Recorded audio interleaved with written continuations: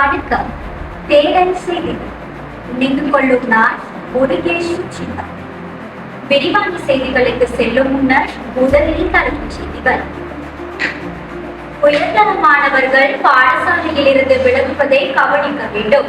பிரதமர் கலாநிதி ஹரிணி அமரசூரியன். விரிவான செய்திகள். உயர்தர கல்வி கற்கும் மாணவர்கள் பாடசாலையில் இருந்து விலகி இருப்பதை அவதானிக்க வேண்டும் என பிரதமர் கலாநிதி ஹரிணி அமரசூரியன் தெரிவித்துள்ளார். எக்காரணம் கொண்டும் குழந்தைகள் கல்வி வாய்ப்புகளை இழப்பதை நிறுத்த வேண்டும் என பிரதமர் சுட்டிக்காட்டியுள்ளார்.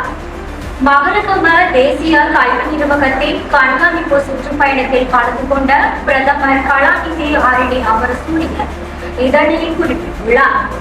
குறிப்பாக ஆண் குழந்தைகள் கல்வி நடவடிக்கைகளிலிருந்து வெகு தொலைவில் இருப்பதாக பிரதமர் தெரிவித்தார்.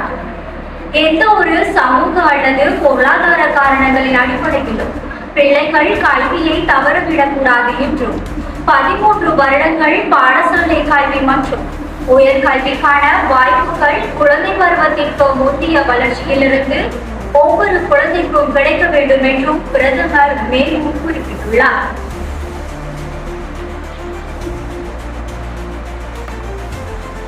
இலங்கை அணி 7 ஓட்டங்களால் வெற்றி.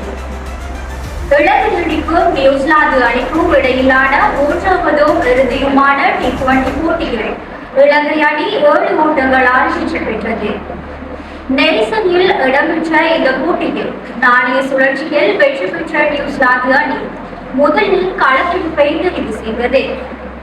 இதன்படி முதலில் துடுப்படுத்தாடிய இலங்கை அணி 20 ஓவர்கள் நிறைவில் 5 விக்கெட்டுகளை இழந்து 218 ஓட்டங்களை பெற்றுக் கொண்டது.